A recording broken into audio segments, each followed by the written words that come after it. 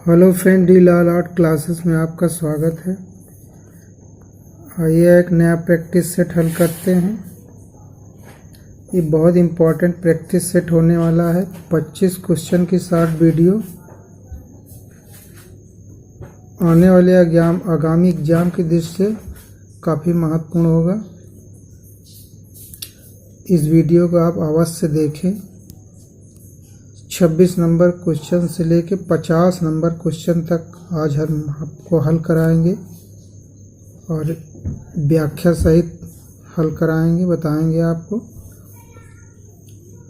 आइए देखते हैं 26 नंबर क्वेश्चन। किस कलाकार को ब्रिटिश सरकार ने खान बहादुर का खिताब दिया था? किस कलाकार को दिया था? तो ऑप्शन डी सही होगा इसमें, मोहम्मद रहमान चुगताई को खान बहादुर की उपाधि ब्रिटिश सरकार ने दिया था। अब्दुल रहमान चुगताई की दो किताबें बहुत प्रसिद्ध हुई थी। कौन? एक नक्शाए चुगताई और एक मुरक्काए चुगताई। इम्पोर्टेंट है, पूछ लिया जाता है कभी कभी कि ये पुस्तक किसकी है, तो अब्दुल रहमान चुगताई की है। ये ईरानी परंपरा के चित्रकार हैं, जन्म से भारतीय हैं और वंश परंपरा के अनुसार ये ईरानी हैं। इम्पोर्टेंट हैं, इस तरह के भी प्रश्न बन सकते हैं। अगला है, शाहजहां का जनाजा चित्र किस संग्रहालय में सुरक्षित है? शाहजहां का जनाजा, तो ये चित्र जयपुर संग्रहालय में संग्रहित है। जयपुर संग्रहालय में है ये शाहजहां का जनाजा। कहाँ है? जयपुर संग्रहालय। ऑप्शन बी सही होगा, जयपुर संग्रहालय में है। शाहजहां का जनाजा, passing of the Shah Jahan, Anilnath Tagore ने ये चित्र बनाया है। अगला है, शाहनामा व अमीर हमजा के चित्रों में किसका प्रभाव दिखाई देता है? तो ईरानी प्रभाव दिखाई देता है। शाहनामा क्या है? शाहनामा फिरदौसी द्वारा लिखा गया है। 60,000 छंदों का एक संग्रह है और ईरान के राजाओं का इतिहास इसमें दिखाया गया है। अमीर हमजा में भी जो है वही चीज़ दिखाया गया है, तो ये ईरानी प्रभाव इसमें दिखाई देता है। अगला है, किन दो शैलियों के समन्वय से मुगल शैली आरंभ हुई थी? किन दो शैलियों को मिला के मुगल शैली बनी थी? तो हिंदू व ईरानी। ईरान से आए थे तो फारसी शैली या ईरानी शैली, और हिंदू जो यहाँ की थी हिंदू शैली पहले से, दोनों को मिक्स करके कौन शैली बनी? मुगल शैली। दोनों का मुगल शैली में दोनों का प्रभाव दिखाई देता है। हिंदू व ईरानी शैली को की मिश्रित शैली बन के एक नई शैली मुगल शैली के रूप में विकसित हुई अकबर के समय में। तो मुगल शैली की नींव किसने रखी थी? अकबर ने रखी थी। अकबर के समय से मुगल शैली एक स्वतंत्र शैली के रूप में विकसित हुई। ये किसका मिश्रित रूप थी? हिंदू और ईरानी का मिला जुला रूप। अगला है, मुगल शैली किस बादशाह तक बराबर विकास पाती रही है? तो जहांगीर तक। ऑप्शन ये सही है, जहांगीर तक मुगल शैली जो अकबर ने स्थापित किया था। अकबर के समय में मुगल शैली की नींव पड़ी थी, वो जहांगीर तक आबाद रूप से चलती रही। उसके बाद शाहजहां औरंगजेब के समय में वो शैली परंपरा जो थी वो टूट गई और उसमें यूरोपीय शैली का मिश्रण हो गया, तो ये जहांगीर होगा। ऑप्शन ए सही। अगला, विश्व का सबसे बड़ा कंबोडिया का अंकोर वाट मंदिर का निर्माण सूर्यवर्मन द्वितीय ने कब कराया था? ये 12वीं शताब्दी में कराया था। ऑप्शन सी सही है, 12वीं शताब्दी में अंकोर वाट का मंदिर करवाया था निर्माण सूर्यवर्मन द्वितीय ने। अगला है उड़ीसा का सबसे बड़ा मंदिर कौन सा है? तो इन मंदिर सारी मंदिरें कहाँ पर हैं? उड़ीसा में हैं।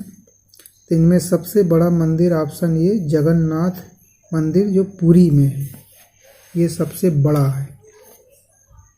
अगला है कौन सा तत्व खड़ंग में नहीं है? खड़ंग का कौन सा तत्व नहीं है? तो खड़ंग का दोहा आपको याद होगा, रूप भेदा प्रमाणानि भाव लवण योजनम, इस तरह का जो दोहा है उसमें अंतराल नहीं है। प्रमाण रूप भेद लावण ये सब आता है, अंतराल नहीं है उसमें। ये कला का तत्व में आता है अंतराल, तो ऑप्शन बी सही है। अगला है स्थिर मुखाकृति किस के समान होती है?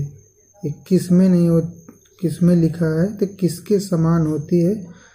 तो स्थिर मुखा आकृति जो होती है पान के पत्ते के समान होती है, ऑप्शन ए सही है। अगला है चट्टान काट कर बनाया गया द्रौपदी रथ कहाँ पर है? तो महाबलीपुरम में है द्रौपदी रथ।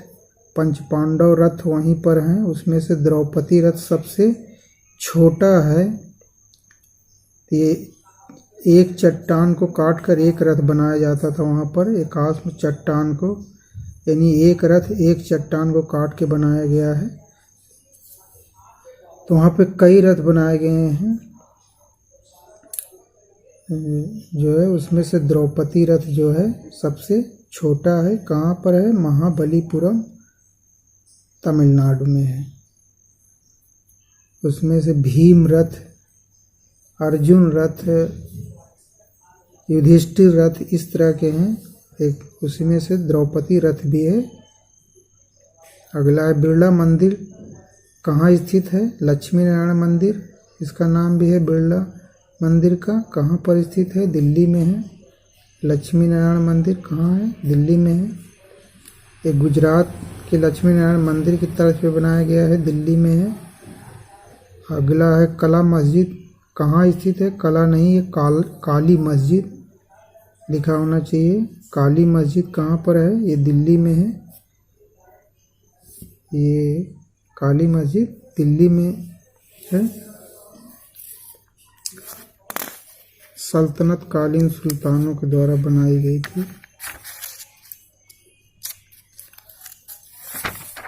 अगला है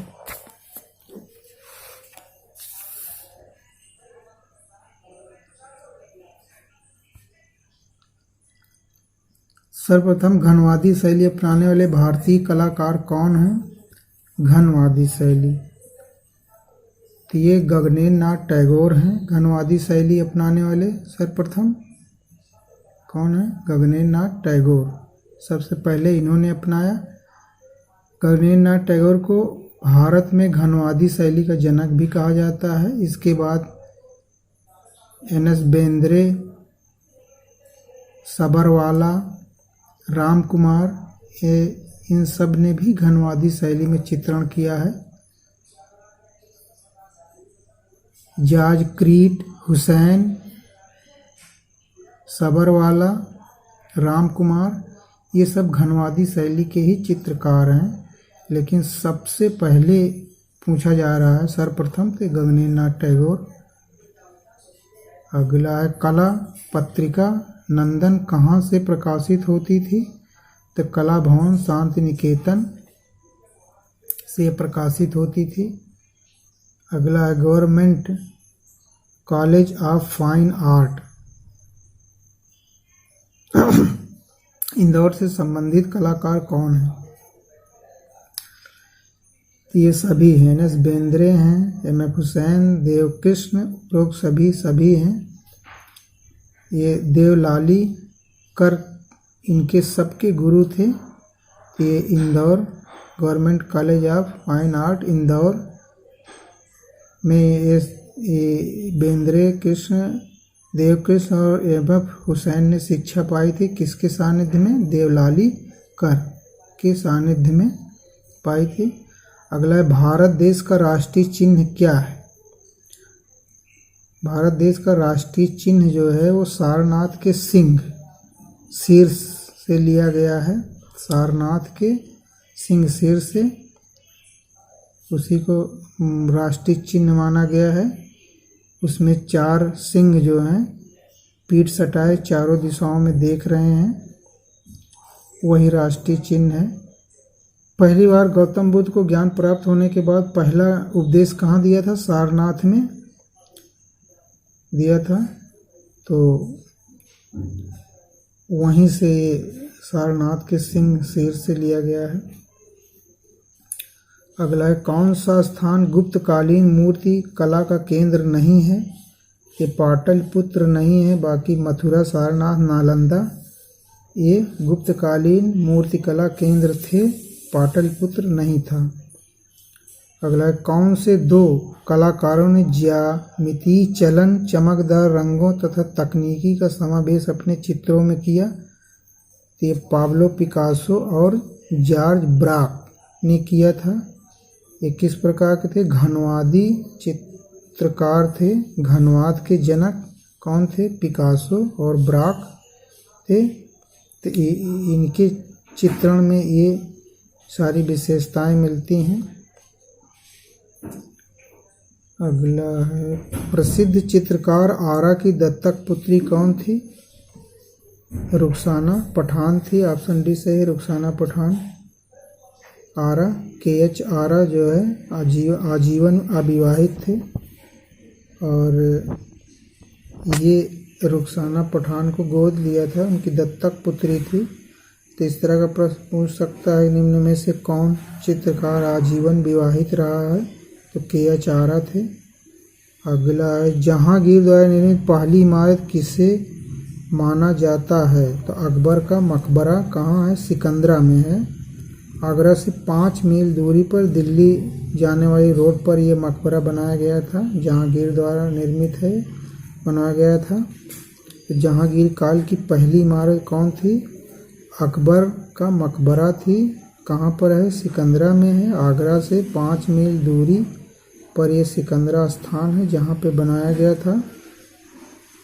ये 5 मंजिली इमारत है। ये अकबर का मकबरा क्या है? 5 मंजिली इमारत है। 5वीं मंजिल पर संगमरमर का इस्तेमाल किया गया है। तो ये जहांगीर के समय में इसका निर्माण किया गया था। अगला है, दिल्ली में स्थित कुतुब मीनार का निर्माण किसने कराया था? कुतुब मीनार का निर्माण किसने कराया था? इल्तुतमिश ने कराया था। ऑप्शन बी सही होगा, इल्तुतमिश ने। इसमें आपको बता दें कि कुतुबुद्दीन ऐबक ने कुतुब मीनार का निर्माण कार्य प्रारंभ कर दिया था, लेकिन पूरा कराने से पहले उसकी मृत्यु हो गई थी। तो उसके दामाद इल्तुतमिश ने कुतुब मीनार के निर्माण कार्य जो अधूरे थे उसे पूरा कराया था।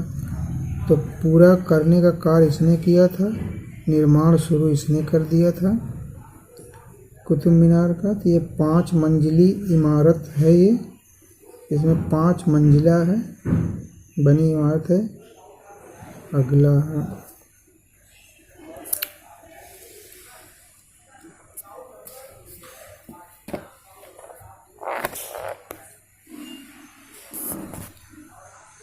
है, बाल कृष्ण नामक चित्र किस शैली का उत्तम उदाहरण है? तो ये तंजौर शैली का है। ऑप्शन ए सही है, तंजौर शैली का ये चित्र है। अगला है, अवचेतन की यथार्थवादी अभिव्यक्ति अपनाने वाले कला आंदोलन का क्या नाम था? अवचेतन की यथार्थवादी अभिव्यक्ति अपनाने वाले कला आंदोलन ये स्वप्नवाद था। क्या था? ऑप्शन ए सही है, स्वप्नवाद। अगला है, भारतीय कला जिज्ञासुओं का साक्षात्कार पहली बार भारतीय चित्रकला के किन कला अवशेषों के माध्यम से हुआ था? किन कला अवशेषों के माध्यम से हुआ था? तो अजंता के माध्यम से हुआ था। ऑप्शन ए सही होगा। किससे हुआ था? अजंता से। 1819 ईस्वी में अजंता की खोज किसने की थी? मद्रास रेजिमेंट के एक सैनिक ने किया था। उससे पहले अजंता की गुफा का पता नहीं था। तो अजंता की भव्य गुफाओं के बारे में जानकारी मिली, जिसकी चित्रण पद्धति बहुत ही अद्भुत थी। तो वहीं से बहुत सारे चित्रकारों को प्रेरणा मिलती है। तो अवशेषों के माध्यम से ये लिखा है ना, भारतीय चित्रकला के किन कला अवशेषों के माध्यम से हुआ था साक्षात्कार, तो अजंता से। वैसे बाघ की गुफा की खोज 1818 में ही हो गई थी, लेकिन सबसे महत्वपूर्ण गुफा कौन थी? अजंता। इसमें 20 प्रकार की रेखा शैली का इस्तेमाल हुआ है अजंता में। तो अजंता में कुल 30 गुफाएं हैं। सबसे नवीन गुफा कौन खोजी गई है? 15A खोजी गई है। इसमें 30 गुफाओं का एक समूह है। इस कैसे है, घोड़े के नाल के आकार की ऐसे बनाई गई हैं गुफाएं, ऐसे क्रम में। सबसे प्राचीन गुफा इसमें कौन सी है? इसमें सबसे प्राचीन 1 और 2 नंबर गुफा है। सबसे प्राचीन 9वीं 10वीं सबसे नवीन है, और 15वीं गुफा सबसे लास्ट में खोजी गई है। अगला है राज ललित कला अकादमी लखनऊ का प्रथम फेलोशिप स्वर्गीय राजकिरण दास को कब प्रदान किया गया था?